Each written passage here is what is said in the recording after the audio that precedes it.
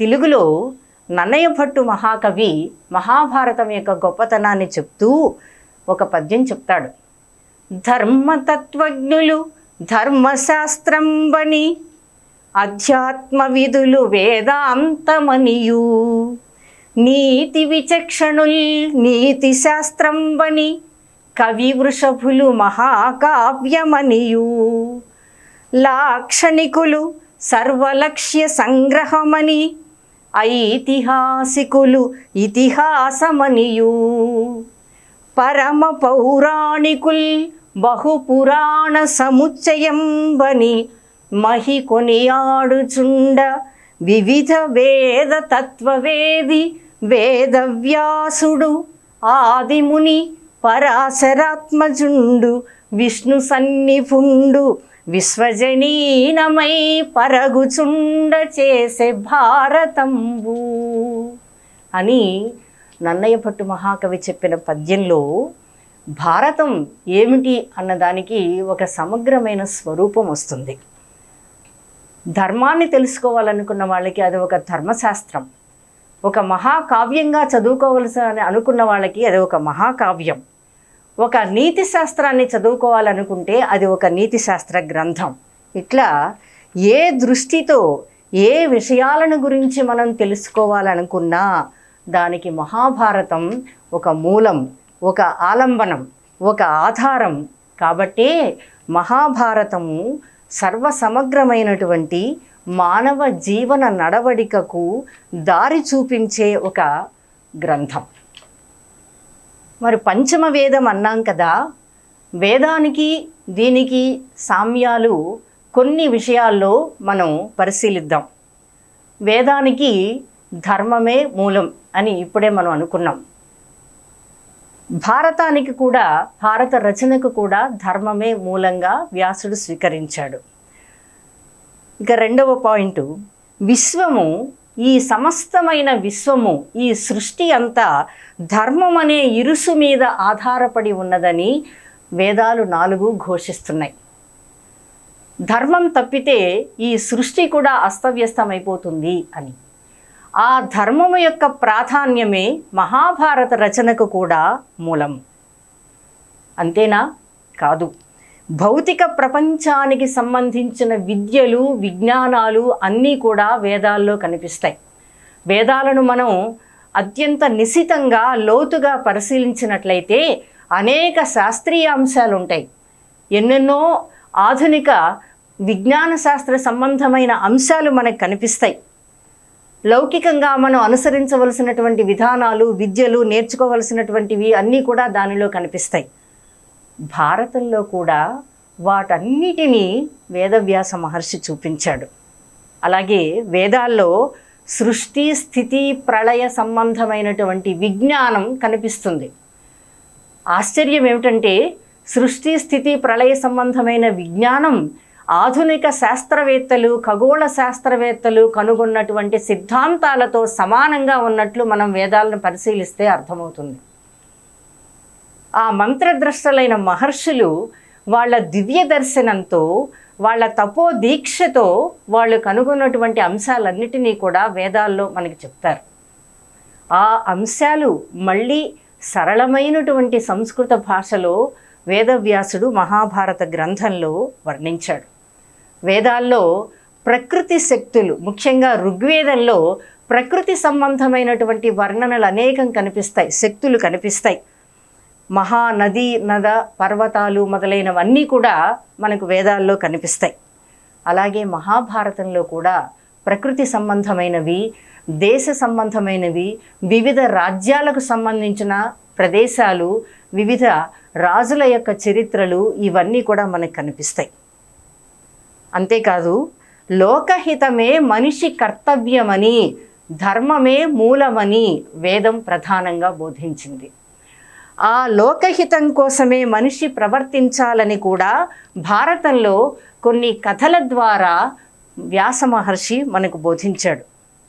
సృష్టిలో జీవం అనేది ఒక అతి సూక్ష్మమైన అణువని, అది స్త్రీ గర్భంలో పిండంగా పెరుగుతుందని వేదాల్లో చెప్పబడింది. ఆ పిండోత్పత్తి క్రమము ఇవన్నీ కూడా మళ్ళీ భారతంలోని కథల్లో మనకు కనిపిస్తాయి. ఇలా చాలా విషయాలను పరిశీలించినప్పుడు వేదాలతో సమానమైనటువంటి అంశాలు, వేదోక్తమైనటువంటి విషయాలు సరళమైన భాషలో కథల ద్వారా మహాభారతం మనకు అందించింది కాబట్టి దీన్ని పంచమ వేదము అన్నారు. వేదంలో సిద్ధాంత రూపంగా చెప్పబడినటువంటి అనేక విజ్ఞానాలు, వైజ్ఞానిక అంశాలు భారతంలో సోదాహరణంగా నిరూపింపబడిన వృత్తాంతాలు, సందర్భాలు మనకు కనిపిస్తాయి. ఇది భారతం యొక్క ప్రత్యేకత. అగమ్య గోచరంగా ఉన్న వేద విజ్ఞానాలు, ఒక సాధారణ మానవుడికి అందుబాటులో లేనటువంటి వేదోక్తమైన ధర్మాలు భారతం ద్వారా సమాజంలో అన్ని వర్గాల, అన్ని తరహాల జనులకు సరళంగా తెలుసుకోవడానికి వేదవ్యాస మహర్షి మనకు అందించిన గ్రంథం భారతం. అందుకే దీన్ని పంచమ వేదం అన్నారు. దీన్ని పంచమ వేదం అని అనటంలో స్వారస్యం అన్న అంతరార్థం అంతటిదన్నమాట. ఇంకా మహాభారత ప్రాశస్త్యాన్ని గురించి చెప్పాలంటే అనేక విషయాలు మనం దీనిలో ప్రస్తావించుకోవచ్చు. ఈ భారత గ్రంథంలో మనకు కనిపించే ప్రధానమైనటువంటి విషయాలు భగవద్గీత, తర్వాత సనత్ సుజాతీయము, ఆ తర్వాత విష్ణు సహస్రనామాలు. ఇవి ప్రారంభంలోనూ, మధ్యలోనూ, చివరలో కూడా 3 మహాశిఖరాలుగా, ఆ హిమవన్ నగానికి ఒక మహాశిఖరాలుగా కనిపిస్తాయి. కనుక భారతం ఒక సాధారణమైన గ్రంథం కాదు, అది పంచమ వేదము అని అన్నారు. ఇంతటి గ్రంథాన్ని, వేదాలను విభజించినటువంటి మహర్షి అయిన వేదవ్యాసుడు అందించిన గ్రంథాన్ని ఎవరు రచించగలరు? వేదవ్యాసుడు మాత్రమే. అందుకే వేదవ్యాసుడు సాక్షాత్తు విష్ణువు యొక్క అవతారమే అని ప్రశంసించబడ్డాడు. వ్యాసాయ విష్ణు రూపాయ వ్యాస రూపాయ విష్ణవే అని ప్రశంసించారు. వ్యాసుడంటే పరమాత్మ యొక్క స్వరూపమే. ఆయనే స్వయంగా మళ్ళీ వ్యాస రూపాన్ని ధరించి లోకానికి ఈ వేదాలను, మహాభారతాన్ని, పురాణాలను, వేదవ్యాసుడు మహాభారతం ఒక్కటే కాదు, అష్టాదశ పురాణాలని, భాగవత గ్రంథాన్ని కూడా లోకానికి అందించాడు. వాటిని తర్వాత విషయాల్లో మనం చదువుకుంటాం. కాబట్టి మహాభారతం పంచమ వేదము అని నిరూపించడానికి అవసరమైనటువంటి విషయాలు మనం దీనిలో చర్చించుకున్నాం.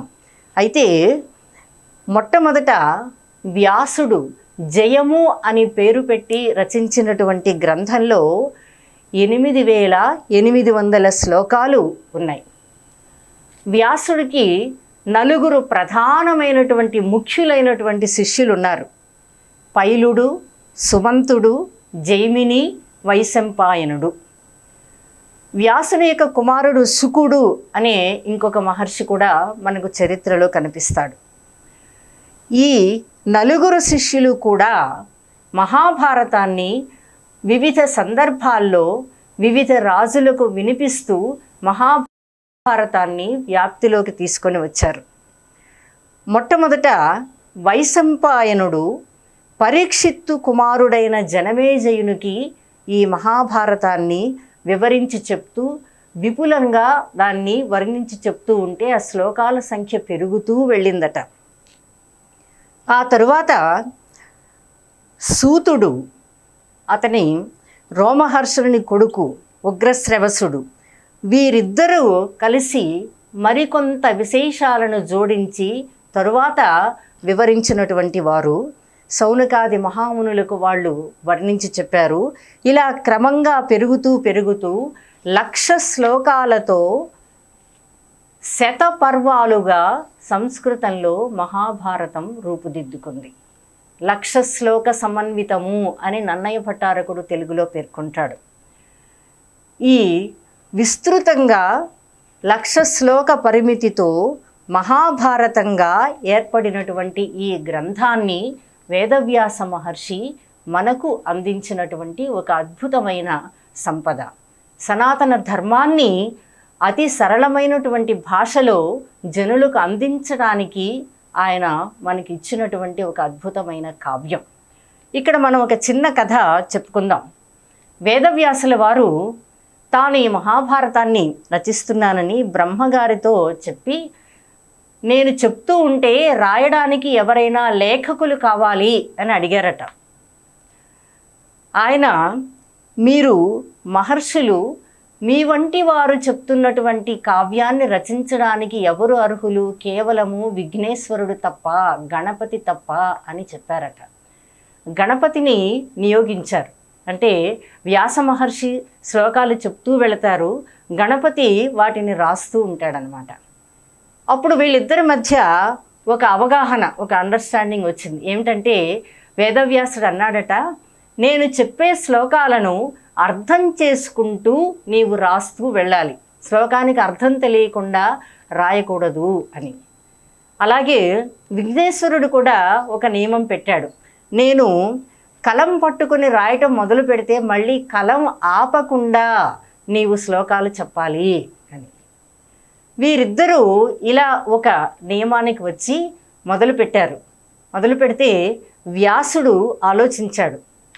అక్కడక్కడ విఘ్నేశ్వరుణ్ణి ఆపడానికి, ఆలోచించటానికి వీలుగా, తాను కూడా మనసులో కొన్ని ఆలోచనలు చేయటానికి వీలుగా వ్యాసఘట్టాలు అని చెప్పి కొన్ని కఠినమైన శ్లోకాలను మధ్య మధ్యలో చెప్తూ ఉండేవాడట.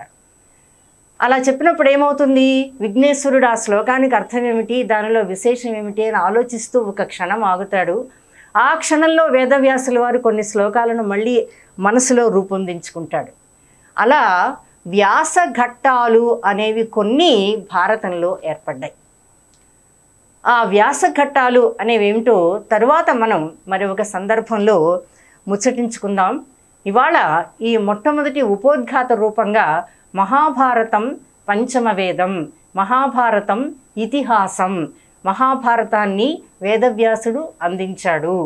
ఈ సంస్కృతంలో వేదవ్యాసుడు అందించినటువంటి ఈ గ్రంథాన్ని తెలుగులో నన్నయ, తిక్కన, ఎర్రన అనే ముగ్గురు కవులు, ఈ ముగ్గురిని కవిత్రయము అని పిలిచారు మనవాళ్ళు.